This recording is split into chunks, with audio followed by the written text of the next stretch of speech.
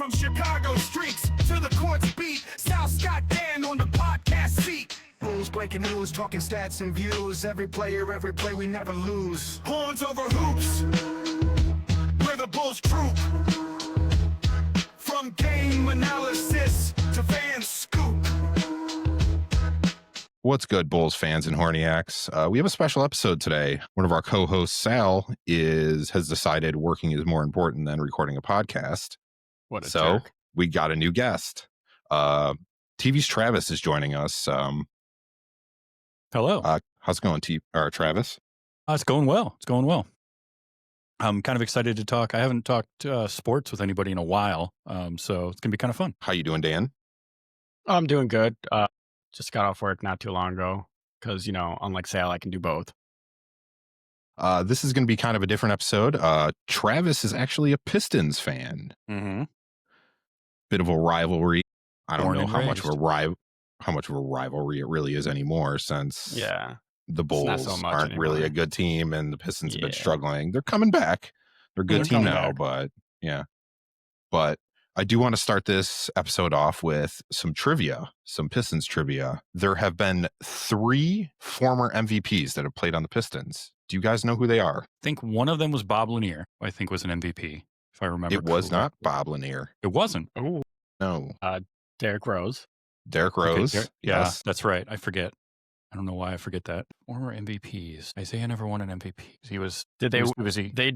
They all didn't win it with Detroit, right? 'Cause No. Derrick won it with Chicago, and The Pistons have not had an MVP winner on Okay. their team That's while they're on the right. team. Yeah. Shoot, I'm drawing blanks. Especially after, like, Derrick Rose Dun, would have been the dun, one dun. I might have gotten to at some point. Dan, I'm trying to Dan, any think of- guesses? this is usually how I am during trivia, where I'm just drawing blanks. That's why I usually. 'Cause I'm trying to think of lose. somebody like end of their career, ends up in Detroit and playing there for a little bit, but like Derek Coleman never won an MVP. Chris Webber didn't win the MVP. Allen Iverson. Allen Oh, Iverson. yes. I was at a game Allen Iverson played. Come on, man. I watched him in a Pistons uniform. I mentioned I'm a terrible sports fan. Like, I'm a terrible Pistons fan. Hey, it happens. Yeah, it All happened. right, Iverson, Rose. Who's the I don't third know if one? Is the third one, an the guy older? won in the. Yes, he won it in the 70s. One in the 70s. Yeah, okay. Because Okay. after He was- Iverson, I was just like, I don't know anymore. I don't think Blake He Griffin was ever won. only on the Pistons in 1979-80 and then the 80-81 season. Mm-hmm. What team did he come from? Good question. Oh. And now I mean, I definitely- still probably won't know. Okay. Just like It was Bob McAdoo. Bob McAdoo. Yeah. Is it really? Yeah, it was. pulls it out. Impressive. All right. Well, Travis, you said you were a terrible Pistons fans. Can you explain your history as why Pistons and basketball in general? So I born and raised and grew up in northern Michigan. And I grew up in the era of Isaiah Thomas and all of them, the bad boys. That was my team. Right as I was growing up, my dad played a lot of sports. So I was playing basketball, baseball, all that kind of stuff. And once I hit about that kind of 6-year-old range is when the Pistons were starting to get really good with Isaiah, with Joe Dumars, with Bill Laimbeer. And then, I was around for their back-to-back championships. I actually have met Isaiah. He came to my town for like a clinic. And then Bill Laimbeer played in a celebrity softball tournament my dad was in. And that was a fun story because he was signing autographs. And this guy, my dad had bought a like back-to-back championships hat or whatever, and I'm wearing it. And here's Laimbeer walking around, and you don't realize how big basketball players are until you're in their presence. I mean, he is 6'11" and all of that. And I am 9 years old. So I come up to like his knee, maybe his thigh. And I don't think he ever saw me. He was just signing autographs. He grabbed the hat while it was still on my head, signed it, and just kept moving. And I like stood there frozen for a minute because I didn't know what had just happened. This mountain had walked past me. So that was the thing. And then as I'm playing more and more basketball, then we get into sort of the early 90s where they draft Lindsey Hunter now in Houston, where they draft Grant Hill. And I loved those teams, and they got to the point of just being awful. They were so bad for a stretch in the 90s. And I'm talking like your Oliver Miller, Terry Mills, era where they had players, but they would just they could never win anything. And that's just kind of, it was always my team was the Pistons. And so to watch them then, circle back around in the early 2000s and win another championship was great. And it's just been the team I've always enjoyed. They've had players. I've loved the guys that have played from the Grant Hill for me he was LeBron James before LeBron James in so many ways. And he is one that, man, that guy was so good. Like his first 6 years in the league, top 3 or 4 player. Just the way his career went. The fact that he made the Hall of Fame and lasted as long as he did is a testament to how good he was. But you forget like how dominant he was for that stretch before he left Detroit. So yeah, it was the team I grew up with, and because of that, because of the era that I grew up in, I hated the Bulls as a kid.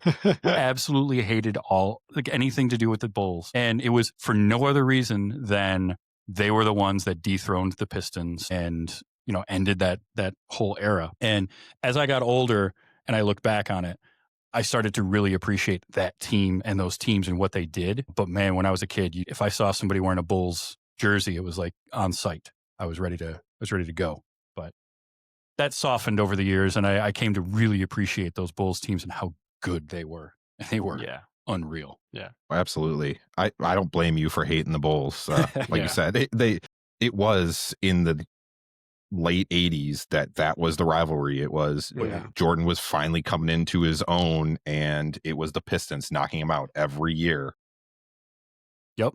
Yeah, and I mean, metaphorically and physically, just knocking him around. I mean, the Jordan rules were a real thing, and when you've got guys like Laimbeer and John Sally and Dennis Rodman, they're just beating the hell out of those guys every night. And it was, I think, too, because when I was young, I realized that Isaiah was from Chicago, and so that's where a lot of that animosity I think came from. I don't know that it was so much a personal thing as much as like Isaiah's from Chicago, and here's somebody who becomes the man in his town type of deal. Yeah. And so there was definitely a rivalry between them. But yeah, it was a great rivalry because both teams were so good for so long. Once the Bulls really hit their stride, Detroit was on a decline, but for a stretch there, I mean, it was Yankees Red Sox type rivalry. Both teams were great and just trading blows back and forth, and players that didn't like each other. And I like that in my rivalry. I want rivalries to, and it never extended past the court for the most part, which is also the great way to do it. Like for the most part, there were guys that still don't get along, and that makes sense. But some of like Scottie Pippen's just salty about everything. So for sure. I still think Jordan held a grudge against Isaiah. I think I'm sure he did. I think he does to this day still. And I can see Jordan still hating him. Yeah, and part of that is like Jordan is such a competitor, right? Like I've said this a lot because I don't love the debate of who's the greatest of all time because eras mean a lot in that kind of a debate. But what made Jordan a pro and a good player was just idiotic athleticism, right? 6'6", giant hands, jump out of the building. What made him great was his basketball IQ and his footwork and his ability to play the game. But what made him legendary was the fact that it didn't matter what you were doing, he wanted to bury you at it. Mm-hmm. And Isaiah is very similar. And so that's going to butt heads and they're just not going to like each other. And then that stuff can just grow and fester. So it totally makes sense. But man, he was just so good. And those teams became so good. And they had, just like Detroit had your Bill Laimbeers and your John Sallys and James Edwards.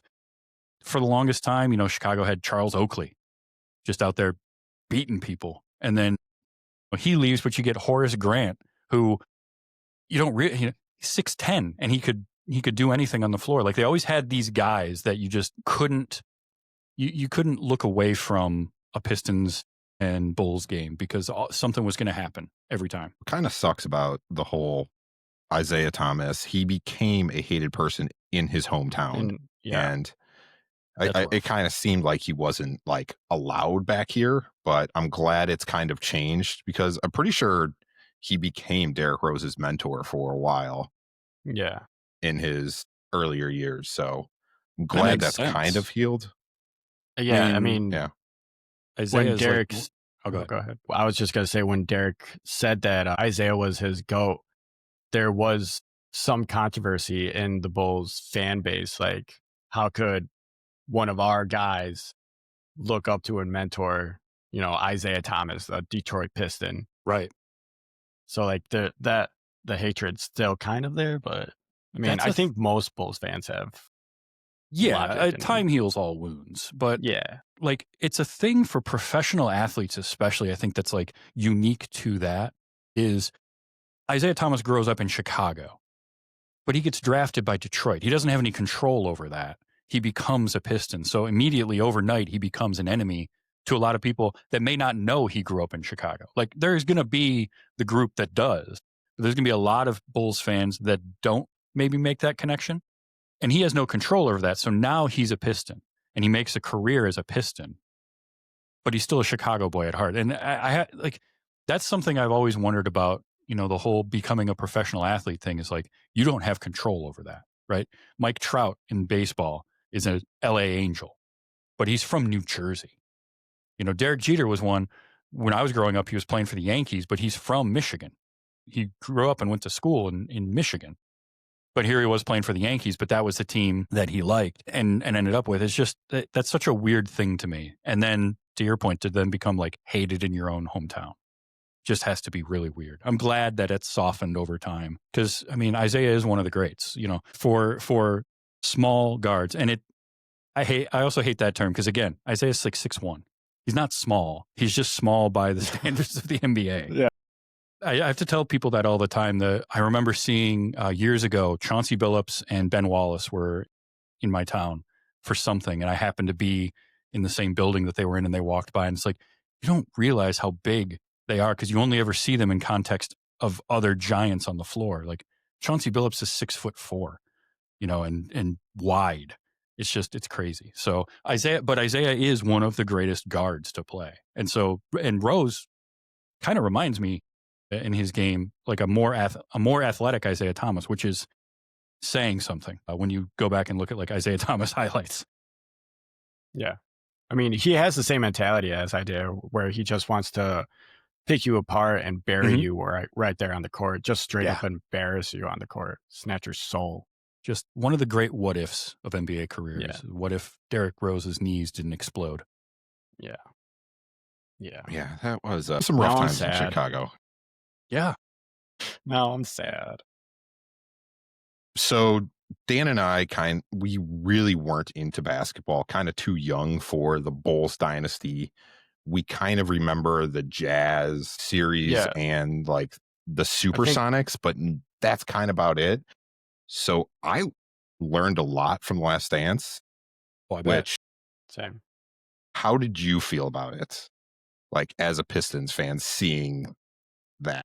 It was interesting because it's so filtered through the lens of sort of Jordan and him as this mythical figure that a lot of it did ring really true. And like I was right there in the thick of fandom for all of that. So, but knowing that it was focused on the Bulls, I kind of understood like this is going to come at it from this angle.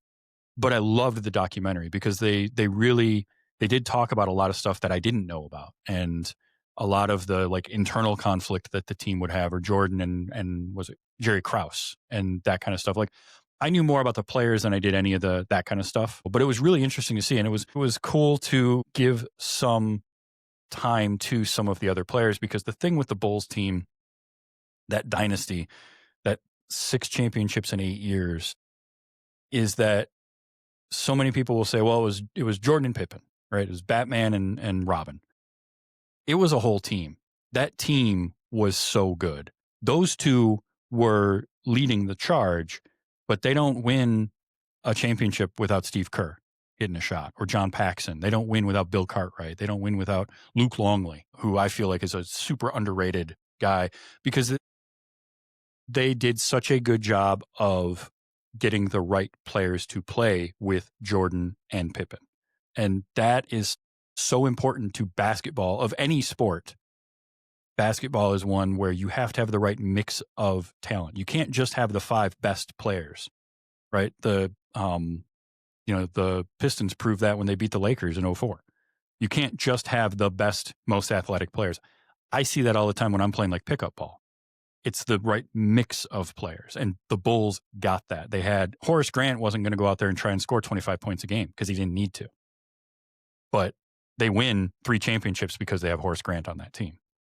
Yep. And so watching The Last Dance was really cool to see, like, talk about Tony Kukoc, who could have been a Scottie Pippen type on any other team. But he knew to, like, all right, I'm going to take the step back and play a role on this team and get myself 3 rings. Like, I'd do that. I'd be all about that, even if I was a superstar. But, no, it was a great documentary, and I loved the framing of it. I do, in some ways, wish that it had been a little more centrally located, focused on the whole team.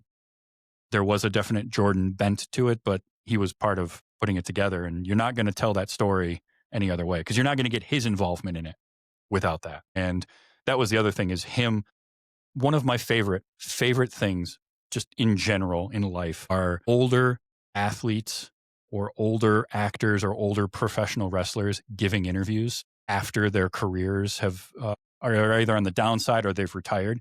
It is the most fun thing. Like pro wrestlers that are done with the wrestling game, like Mark Calloway, The Undertaker, doing interviews now is one of my favorite things because that dude just... I love it anytime he talks behind the curtain stuff.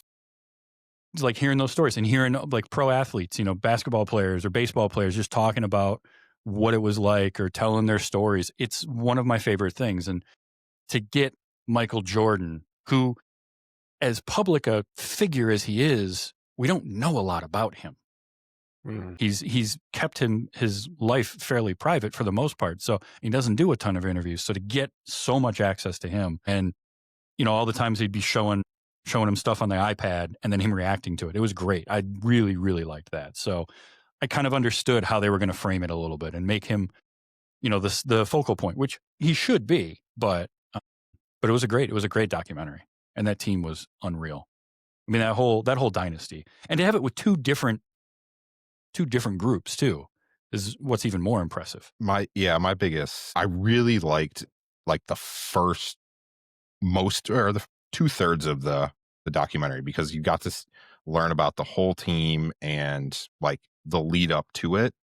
I think they went a little too hard into Jordan everything, and it kind of took away from the rest of the team.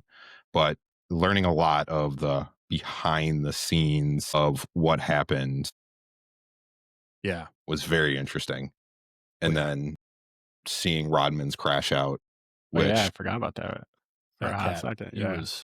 And the thing with Rodman was, like, for me, because I'd grown up with him as a Piston and I saw everything sort of unraveling towards the end and it was basically after Chuck Daly. After Chuck Daly was gone from Detroit, things spiraled a bit for Rodman because he no longer had Chuck Daly knew how to like aim him in a direction. You couldn't control Dennis Rodman, but you could point him somewhere and get him to do a thing. And it started to unravel from there, but then seeing him go to Chicago, and my first inclination was like, well, he's a traitor. He's going to the enemy. And then I realized, yeah, but he's also a pro and, he's getting paid and he's doing his thing, but he just Phil Jackson was the other one that sort of understood how to focus him when he could. And I love, there's the one where he talks about where you like went to Vegas for a weekend or something. He just disappeared and then came back, and like, no player can get away with that except for Dennis Rodman. Right. He's the one that's going to get away with that because Jordan knows how important he is. But like anybody else on the team, no, you're done. You're walking home. Yeah. You would have been suspended or something would have happened. They would have just lit his contract on fire right in front of him and just been like, well, that was fun. There you go. So you said your Horace Grant was, or not Grant, Grant Hill. You said he was your favorite player? I love Grant Hill. Yeah. For a stretch, he was definitely the type of player that I loved watching. When I played a little bit in high school. I ended up, after my sophomore year, focusing more on my running career with cross country and track, and did that throughout. And That was going to be my college career before injuries. But when I played basketball, I was a small forward. And I was a small forward in the era of Grant Hill. So like, that's who I wanted to be. So I worked on the Grant Hill crossover, and I worked on mid-range shots and all of that. That's the type of player that I wanted to be, because he could do everything. Anything on the floor he could do, and do it well. And it was so much fun to watch. And he reminded me a bit of, Scottie Pippen was that type of player. LeBron's a little more Magic Johnson-ish than either of them, and he's bigger, obviously, but those kind of do-it-all players, that's what I love about watching guys like Nikola Jokic now, or those types of like really skilled players that can just do everything. You can shoot, you can drive, you can pass, and Grant Hill was that guy. Also, I will never get tired of watching the highlight of him just cooking Scottie Pippen. It was just amazing. That's fair. Yeah, if you can, well, for Scottie being like known as the defensive guru type player, that's huge. Like, that's what he was expected to do: shut down your best player. And if you can cook them, that's impressive. Yeah, and I mean, I'm sure there are plenty of times where, Scottie got the better of him, but that one highlight, you see it all the time, and it's great. But that's the mark of a good player. They rise to that occasion. That's what made Jordan good, was he was just atomic offense and could do whatever he wanted on the floor, but he never could quite get over the hump, and he figured out what he needed to do to rise above and beat the Pistons. And once he did that, it was over. Once he got over the hill of the bad boys, who were still the bad boys at that point, and once he got over that, nobody could stop him. And he had the team around him, and he was just going to will them to wins. So you kind of talked about like the Bulls role players, like being that type of thing. Was there a guy on the Pistons that, like, just a role player, he played his role perfectly, wasn't a star, that you just loved? By the way, I hope you say Rip Hamilton, because our other host hates Rip Hamilton with a passion, because he came to the Bulls, we gave him like $10 million, and he was terrible. Well, it's also because like he really wanted Jamal Crawford that year, and we ended up with Richard Hamilton. So role players for the Pistons, I can go through a couple of eras. So when I was a kid, it was Vinnie Johnson. Vinnie Johnson he'd come in off the bench, he'd give you 10 points in 8 minutes, hit like 4 of 8 or 4 of 6, and then be out of the game again. He had the greatest nickname, the microwave, because he heated up instantly. It was awesome. And he also had the most ridiculous looking shot you've ever seen. Like, I don't know if you've seen old footage of Vinnie Johnson, but he shot the ball almost behind his head. And he wasn't that tall, but you couldn't block his shot, just the way that he did it. And he was always like, he had this real high arching shot, and then he would follow his shot. So he got his own rebound a lot. But I love Vinnie Johnson. Then in the mid 90s, along with, Grant Hill, and you had an aging Joe Dumars, and you had Allen Houston, who a lot of people forget he started in Detroit. And was there for a few years. And I wish that he had stayed with the Pistons, and him and Grant Hill had stayed healthy, because that's kind of almost unfair. But they had some guys that era that were decent. Like Terry Mills was that sort of guy. But then, no, it was Richard Hamilton, because Rip, for that stretch, he was the type of player that I hated playing against, because he never stopped moving. He just ran everywhere, and he wasn't going to shoot a lot of 3-pointers, but he wasn't going to miss anything that he took from 15 to 18 feet either. And he just run you ragged. He was Reggie Miller without a 3-point shot for a long time. Oh, yeah, that's a good comparison. Because like Miller would do that. Miller was a little taller, not by much. I think Miller was like 6'8", Hamilton's 6'7", but they just run everywhere and eventually get free and knock down shots. And I did really like, because that was the thing that made the 04 Pistons so good, was Hamilton would do the bulk of your scoring. You had Tayshaun, who just was a pterodactyl out there, 7'2" wingspan. That's insane. I don't know how anyone ever scored in the lane on the 04 Pistons at all, with both Wallaces and Tayshaun Prince on the floor at any given time, plus throwing out guys like Mehmet Okur. But Hamilton was that guy that just, he gave you knew what you were getting every night from him. You were getting 18 to 24 on pretty efficient shooting. And he was just going to take whatever small forward or shooting guard and just run him out of the gym. And that would have been the worst. Like, that's who I would have ended up guarding, and I would have hated it. You'd just be exhausted by the end. Dan, you have some questions? Yeah. Do you remember the Malice at the Palace? And if you do, what is your reaction to it?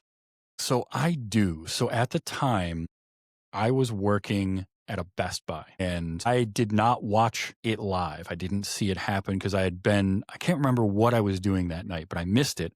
And I got up the next morning. We had like an all staff meeting, and I get there and they're talking about something that happened the night before.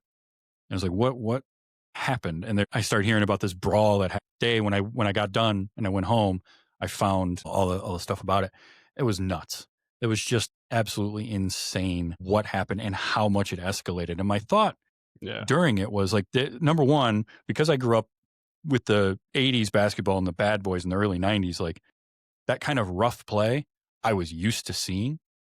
I mean, you can go back and look at like Lakers Celtics highlights, and there's guys getting clotheslined, and it's not even a flagrant foul at that point. They're just getting a personal foul, and that was it. So like that I was used to seeing, but the way it escalated and how quickly it did, Detroit fans can be some of the best sports fans out there. The problem is that Detroit sports fans can also be a little too enthusiastic. And that was a case of that. Like the second the cup comes out of the stands and hits our test on the table, everything just exploded. So I cannot imagine being in that building at that point. And the fact that there was any order ever restored, like there's people running out on the floor. That was where you saw the guy get just clocked by Jermaine O'Neal. I thought that dude was dead. The way he hit him, it reminded me of the footage you see of, is it Rudy Tomjanovich getting hit by Kermit Washington? I don't know if you've ever seen that clip, but that's from like I want to say the 70s or something. And it almost killed Rudy Tomjanovich. Like, you know, he goes on to be a coach and a Hall of Fame coach, but he nearly died from that punch. And that seeing that guy get hit by Jermaine O'Neal reminded me of that. And just when they're leaving the floor and everyone's throwing beer on them and drinks. And that was a moment where I was like, I don't like being a Pistons fan right now because I'm going to be associated with this going on. And I know this team is better than that. And I know these fans can be better than that.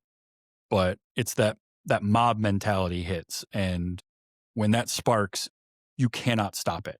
It just takes on a life of its own. And the reaction, the first cup coming in and hitting our test, that was bad. And then the reaction to it, and then it all just spiraled. As soon as they went up in the stands, as soon as Steven Jackson went up in the stands and started throwing haymakers, now everybody in the stands thinks it's fair game. And again, these guys are all 6'5", 180, 200 pounds. These are giant people. You are not that in the stands, right? I don't care how tough you think you are. You're not doing anything to these guys. They're brick houses. Like, right. So yeah, it was a sad thing to see that happen. And it made me just really sad as a fan of basketball, but as a Detroit fan, I was like, okay, I'm maybe not going to wear my Pistons jersey for a few months and just let that blow over. Another question I have is, how did you feel about Derrick Rose and like Blake Griffin being on the team? Like, did that give you any hope for like maybe a championship is coming soon or anything? Or did you just think that like these are just too old, like, I don't want to say like washed up, but like past prime basketball players? It was tough because that was such a tough era for the Pistons. They weren't good. And I've seen that happen enough times where you bring in an aging star. Now, Blake Griffin was a little closer to his prime when they got him. And I thought, okay, this is a good move. You know, this is them showing that they're serious. They're getting a established veteran star. Rose, for me, I liked the move because unlike when they brought in Iverson was past his prime. He was on the downswing. He had already been on this was his third team. And that one I wasn't as excited about. Rose, I felt like was a great sort of low risk, high reward because I didn't think when they got Derrick Rose, he was going to be the Derrick Rose that was on winning the MVP. Like that I knew that wasn't going to happen. But I thought if he can modify or evolve his game to fit what his body's capable of now and not just rely on athleticism, it could be a good pickup. And I honestly thought it would be. It just didn't pan out. It was them bringing in Chris Webber towards the end of his career, right? Right. Webber wasn't bad. Antonio McDyess for a few years was great in Detroit, but he wasn't the player he was when he started in Denver. And I've seen Detroit do that enough times now that I had kind of tempered expectations. I didn't think it was going to get him a championship. I didn't think that. Okay. But I thought, Derrick Rose especially, it's not a bad thing. Blake Griffin, I don't know what happened. He just became a three-point shooter for some reason. Like, dude, you're 6'10". Go inside. I know the game stretches out now, but you gotta have balance to it. That's what makes teams good, is not just shooting or just playing in the post. You gotta have both. You gotta mix things up. And it just weird sometimes to see how players can evolve and why they do. Like, why if you're Blake Griffin would you start settling like instead of just dunking like he used to do? Right. Like, you're good at that. Keep doing it. Keep doing it until someone makes you not be able to do that anymore. Incorporate other parts of your game, sure. But keep doing the thing that got you there. You became Blake Griffin because you could run the floor and dunk. One more question. With the Pistons making the playoffs last season, what are your predictions or expectations for this upcoming season with the Pistons? Them making the playoffs was great. They needed that. It's kind of a good time to be a Detroit fan and sports in general. The Tigers are good right now, the Lions are good right now, and the Pistons are at least a playoff team. I want to see them get deep into the playoffs. I think that's the next step. I'm not going to say like championship or bust, but they need to get deep into the playoffs because they have players that are not getting younger. And it's really, the NBA is such a young players league anymore. If you're not doing something in your first few years, you become a journeyman and you bounce around a lot. And, it's just, they've got players. I mean, Cade Cunningham is amazing and he's a lot of fun to watch, but he is, in his 5th season, and you need to start doing something with that. Bringing back somebody like Tobias Harris is a smart move, but it's that same type. That's not quite a Derrick Rose type, because Tobias Harris was never that player, but like solid veteran that they need. So I'm cautiously optimistic. I think they're going to be a playoff team again. No, because I just think the talent is there, but they need to put it together for a long, deep run in the playoffs. Is there any player that like you see taking that next step? Because we saw Cade take it a year or two ago. Anybody else that you could see like a younger player that is going to jump up soon?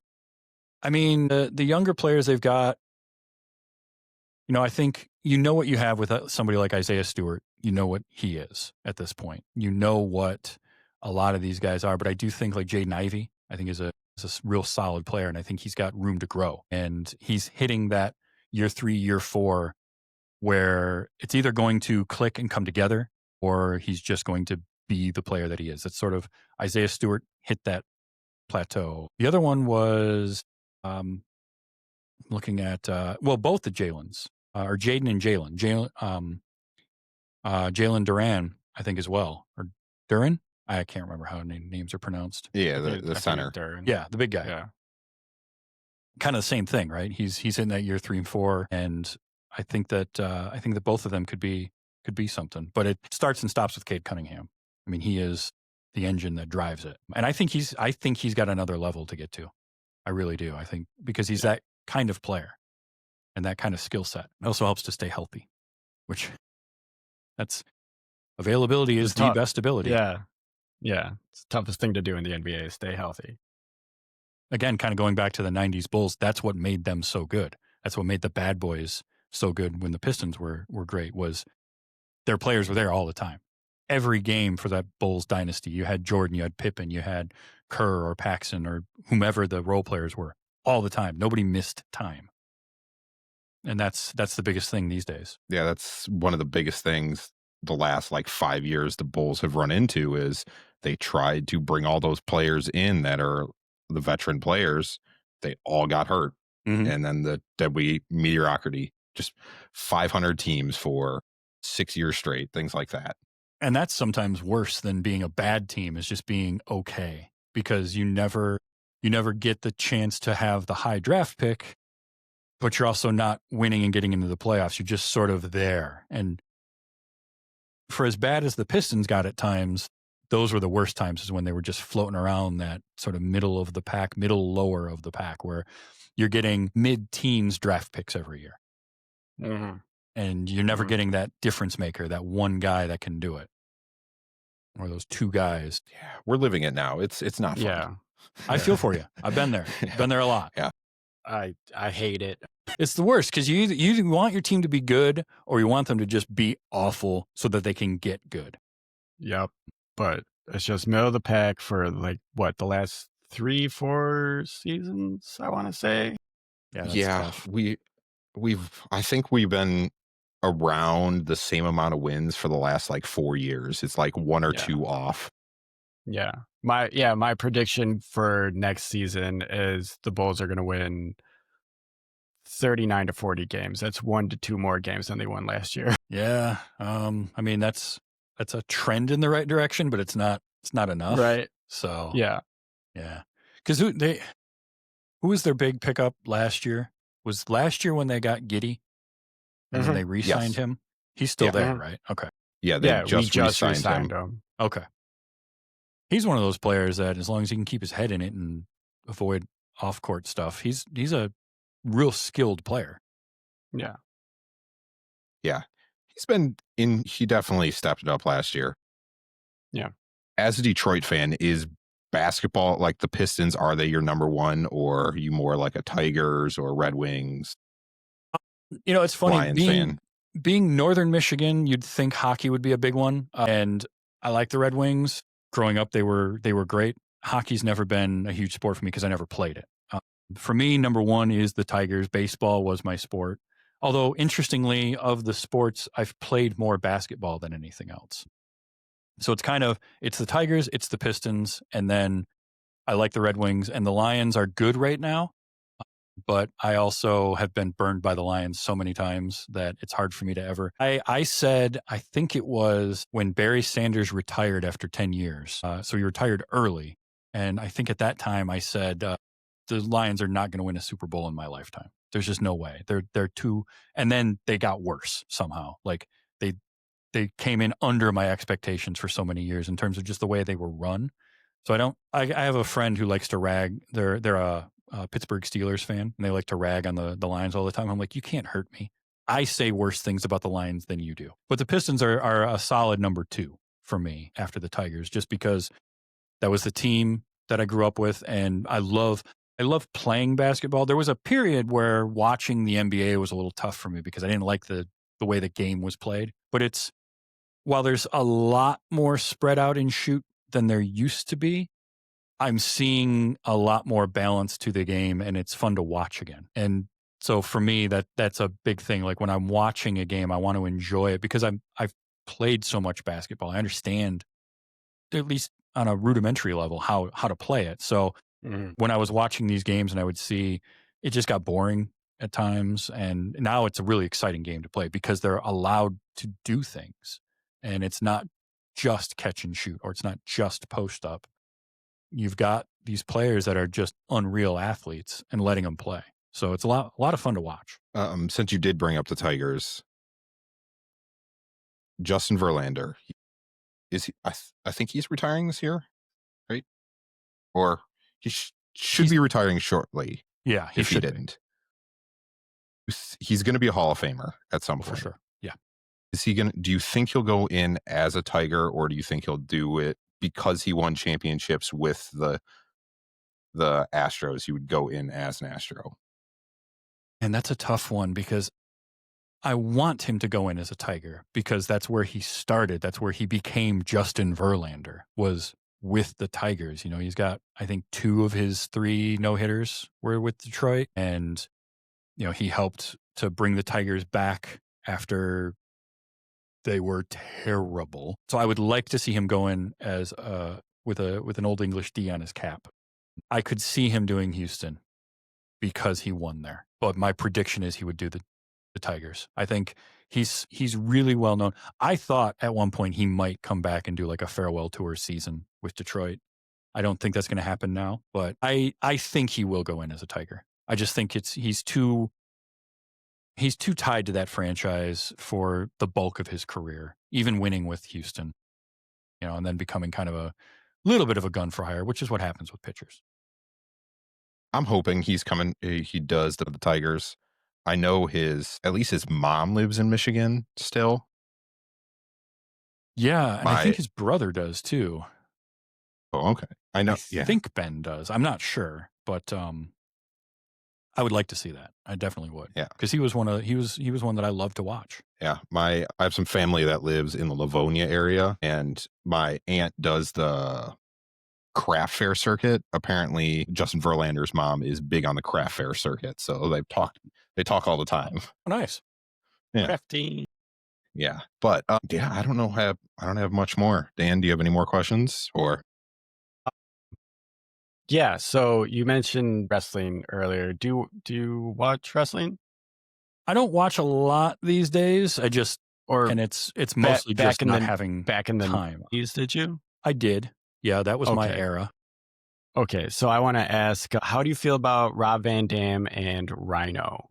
Because I know those are some Michigan boys. Yeah, RVD is great because first of all, coming up with a ring name like Rob Van Dam because he has a passing resemblance to Jean-Claude, brilliant. That's one of the things I love about wrestlers. But he had such a fun style because he's a guy that if you just saw him, you wouldn't think of how athletic he is. Right. That's the thing with pro wrestlers that surprises you a lot is you see some of these guys like, Big Van Vader, right? And you've seen a 400-pound Paul White and he's doing, athletic. Moonsaults. Like that doesn't, that just, my brain can't comprehend that. Mm-hmm. But RVD was a lot of fun and he was always having fun. And I think that was a big one. And then what was the other one? Rhino is great because Rhino is he's built like a fire hydrant. He's maybe 5'8" and about 5'8" wide. He was a square, and I loved that. And he was just another one of those that was a lot of fun to watch. Yeah, that's all. He had the best of the spears of anybody. The gore was because he's so compact. Yeah. It looked like it hurt every time. I would not want to take that move. It absolutely did hurt. He had no regard for himself. Oh. And if you're in ECW at that time, you had no regard for your own safety. Right. Like those guys were. Pro wrestlers are already crazy enough as it is. I know a couple. I'm friendly with an ex-pro wrestler named Joey Image, and the stuff they put their body through is insane. But those ECW guys were a different level of insane. Yeah, New Jack, the start. Yeah, New Jack was insane. He was a sociopath that they let in the ring every so often. Yeah. Anyways, that's all I have.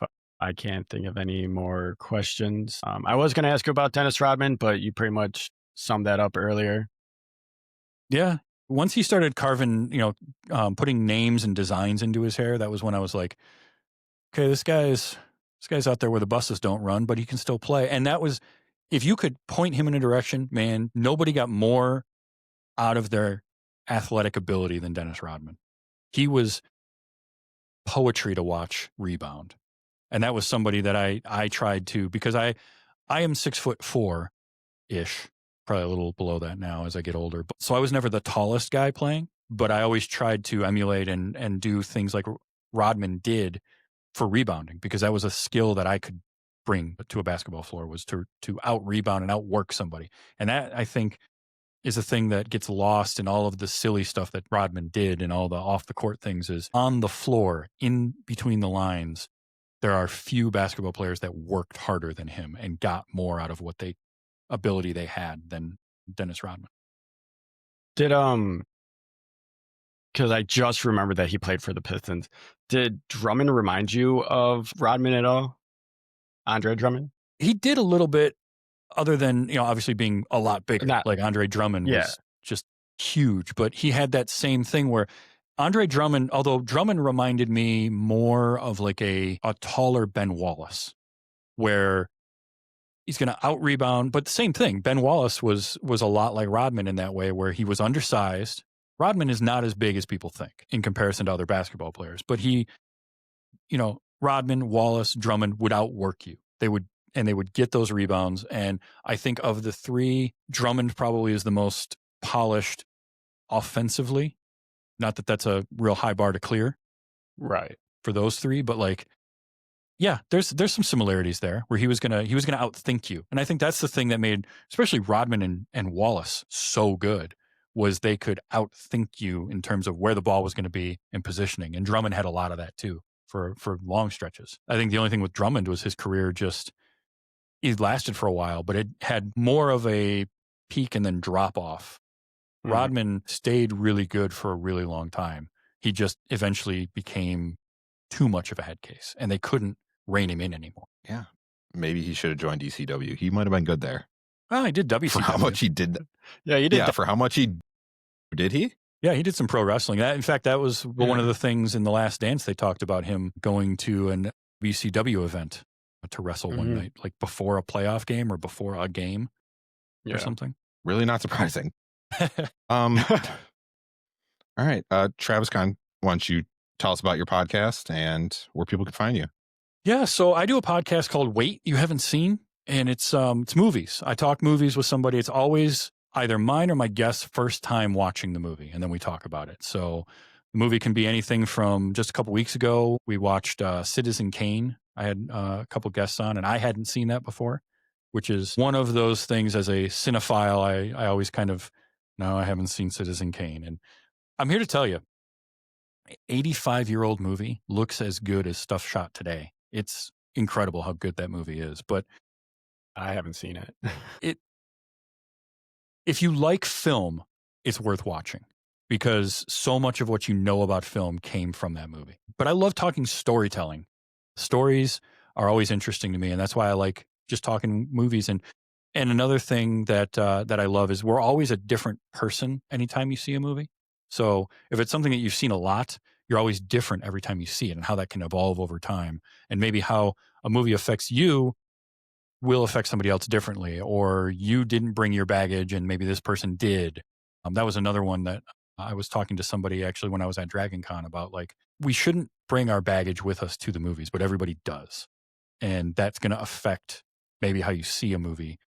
And sometimes a second chance on it can be beneficial, or it can make you realize, oh, I did only like that because of the nostalgia of having seen it at 12 years old or whatever it is. So I love getting the reactions of people to a movie for the first time, or getting somebody bringing me like their favorite movie to see if I like it. Is always a lot of fun too. I've found some amazing hidden gems that I never would have heard of. I've watched movies I dismissed for years and found out I really liked them, and I've gotten to show some of my favorite movies to friends and other people and expose them to them. One of them actually set in Chicago. My favorite buddy cop film of all time, Running Scared. I don't know if you've seen that or not, but it's 1986, stars Billy Crystal and Gregory Hines. They are Chicago cops that are going to retire and open a bar in Key West, but they've got to do that one last. They got to go back and get this one guy, and it is such a fun movie. And the last time that I was in Chicago, I went to a couple of the spots where they filmed. One of them is, they called it in the movie, it was like the government building or whatever, but it's the big, I can't think of the name of the movie or the name of the building now, but it's a very unique shape right downtown. But in the movie, they shot outside it and inside. And there was a scene in it where they dropped the drugs, which was probably powdered sugar, but it was supposed to be cocaine. They drop these bags like 150 feet or whatever. And it was fun because I got to go and stand in the exact spot. I'm like, this is where it fell, right here, from my favorite movie. That's awesome. Yeah, I gotta check that movie out. That nostalgia thing definitely hit me recently. We did an episode where we watched Air Bud with the Horse Girls. I remember that movie being good as a kid. That movie is not good. That movie is bad. Yeah, I thought the dog played basketball a lot more. He barely played basketball in that movie. Oh, yeah, same. Yeah, it's funny how that can be. Just going back and seeing a movie and being like, wow, I don't know why I like that. And then sometimes you go back and you watch movies like I did when I was at Dragon Con. I did my show live, and I had a couple of kids. They're, I think, 14 and 16 or something like that. And I had them watch The Sandlot for the first time. And I was really, I was a little nervous going into it because I'm like, how are these kids going to enjoy a 30-year-old movie that's set in the 60s about baseball? And they loved it. They had a great time with the movie. And that kind of showed me like that's a movie that does stand up over time because they did it right. Air Bud, a little bit less so, but it made a lot of money, so they kept making sequels to it, which I'm sure are even better. You know? Yeah, they're making another one too. Oh, yeah, that's right. Yeah, recently, they came out with they're bringing it back. Dog's coming out of retirement. The Ernest movies. Ernest Goes to Camp and Ernest Goes to Jail and all that. Like some of those are good, and then there's Slam Dunk Ernest. That is not. That was not a good movie, and I watched parts of it, and I'm like, ooh man, I enjoyed this. Okay, it does have Kareem Abdul-Jabbar in it, but that's about it. And I didn't say you can find my show. I do that. I do a few other podcasts, but everything is at my website, which is tvstravis.com, tvstravis.com, or just search TV's Travis on any social media platform. It's going to be me. I went and made sure I got them on everything. Fantastic. That's one thing I did here during Dragon Con a lot was make sure you get everything with your name on it. Yeah. Yeah. It's I mean, branding in a manner of speaking, it's important. And I was able to kind of get it early, and it's unique enough that it was easier to get on a lot of platforms. All right. You can find all our stuff. We post on YouTube, but you can go to Linktree, Horns Over Hoops. And yeah. So thanks for watching. And as always, see red and go Bulls. And hopefully the Pistons make the playoffs and maybe win another championship. I'd like that. Maybe. Yeah. All right. Thanks. Thank you. Thanks for joining us.